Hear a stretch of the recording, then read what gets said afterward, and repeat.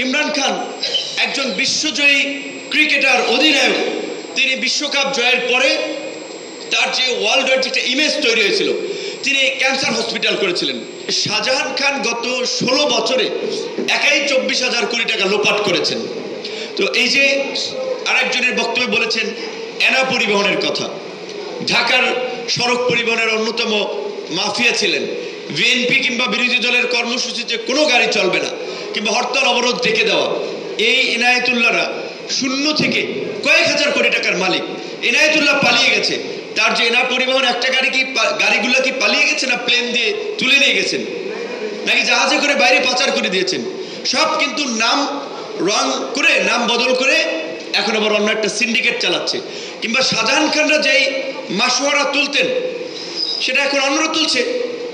ব্যক্তির এবং হাত বদল হয়েছে, সিস্টেমের বিন্দু মাত্র বদল হয় নাই। আপনি সায়দাবাদ বাস টার্মিনালে যান, গুলিস্তানে নিকটে ফুলবাড়িয়া যান, মহাখালী যান, গাবতলী যান, একটা জায়গাতেও চাঁদাবাজি, দখলবাজি একটা বন্ধ হয় নাই।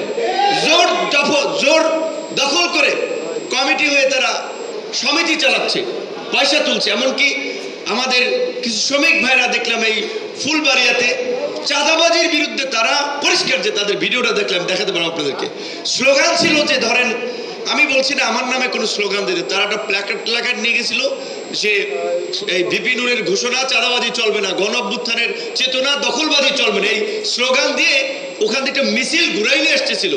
সেইখানেই তাদের উপরে হামলা হয়েছে। কেন তারা এইখানে মিছিল নিয়ে আসলো? এবং এই যে ঢাকা সড়ক পরিবহনের এনায়েতুল্লাহর জায়গায় নতুন এনায়েতুল্লাহ যে তৈরি হচ্ছেন, সাইফুল সাহেব বলা উচিত না।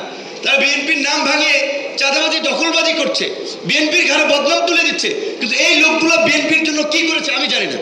রাজপথে তো দেখি নেই খুব বেশি আন্দোলন সংগ্রাম। আমরা তো এই সালাম ভাইদের সাথে মহানগর কেন্দ্রীয় সবার সাথে আন্দোলন সংগ্রাম করেছি। তো তারা বললাম যে আপনারা কি লোক বসাইছেন যে এইভাবে একটা লোক মিছিল করতে গেল সেখানে হামলা করলো? সে আমাকে বলছে আপনি আপনার লোকেরা প্রোগ্রাম করবে, তাদেরকে প্রেস ক্লাব করতে বলবেন, সৌরার্দ উদ্যানে করতে বলবেন, শাহবাগে করতে বলবেন, ওইখান থেকে কেন মিছিল করা লাগবে? মানে হাসলাম যে মিছিল করবে সেটা তার অনুমতি নিয়ে মিছিল করা লাগবে। তো এই যে ইলিয়াস কাঞ্চন ভাইয়ের আমি একটা বক্তব্য বলেছিলাম, দেখেন আমাদের দেশে ভালো মানুষের খুব অভাব আছে। তিনি পর্দার সিনেমার হিরো ছিলেন, আমি মনে করি বাস্তবেও তিনি হিরোর ভূমিকা অবতীর্ণ হয়েছেন। যে আজকে সিনেমার হিরো তার এই লাইফে না আসলে হতো। এই কাজ করতে গিয়ে আমরা দেখেছি তার ছবিতে জুতার মালা দেয় ওই আপনার বাস স্ট্যান্ডে টানিয়ে, কিংবা তার বিরুদ্ধে ঝাড়ু মিছিল করে। এটা তো করানো হচ্ছে, এই শাহজাহান খানরা করিয়েছিল। কারণ তিনি যখন শাহজাহান খানদের অপকর্ম, সিন্ডিকেট, ধান্দাবাজি নিয়ে কথা বলেছেন, যে তারা সিন্ডিকেট করে লাইসেন্স দিচ্ছেন, ফিটনেসবিহীন গাড়িকে ঢাকা সহ সারা দেশে চলাচলের অনুমতির ব্যবস্থা করে দিচ্ছেন, এইগুলো নিয়ে কথা বলার ফলে তিনি অপমানিত হয়েছেন, লাঞ্ছিত হয়েছেন। যেমনটা আমার ভাই বললেন যে আমি 28 বছর পরে ডাকসুর ভিপি হয়েছি।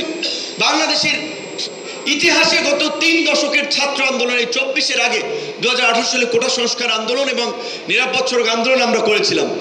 শুধুমাত্র এই ছাত্রলীগ কিংবা আওয়ামী লীগের অন্যায়ের প্রতিবাদ করতে গিয়ে কিভাবে লাঞ্ছিত হয়েছে আমার বাসার কথা বলেছেন। তো এই লাঞ্ছিত হওয়াটা রাজনৈতিকভাবে আরো অনেক সহকর্মীরা হয়েছেন। কিন্তু কাঞ্চন ভাই এটা বলছি, আমরা না হয় রাজনীতি করে আমরা সহ্য করেছি, তো উনি বাদ দিতে পারতেন, দরকার নেই আমার এই সমস্ত রাস্তাঘাটে। স্বাভাবিকভাবে তিনি যেই লোকদের নিয়ে কাজ করেন এরা খুব আবার অসহিষ্ণু, অনেকের কথায় প্রভাবিত হয়েই অনেক কিছু বলে, তারা নিজেরাও জানে না কেন বলছে, কি বলছে, কিন্তু তারপরেও তিনি কিন্তু এই কাজটা চালিয়ে গেছেন 32 বছর ধরে। আমি যেটা বলছিলাম, আমার পশ্চিমা দেশে দেখবেন বড় বড় সেলিব্রিটিরা চ্যারিটি করে। ইভেন এই পাকিস্তানের কথা যান, ইমরান খান একজন বিশ্বজয়ী ক্রিকেটার, অধিনায়ক। তিনি বিশ্বকাপ জয়ের পরে তার যে ওয়ার্ল্ড ওয়াইড একটা ইমেজ তৈরি হয়েছিল, তিনি ক্যান্সার হসপিটাল করেছিলেন।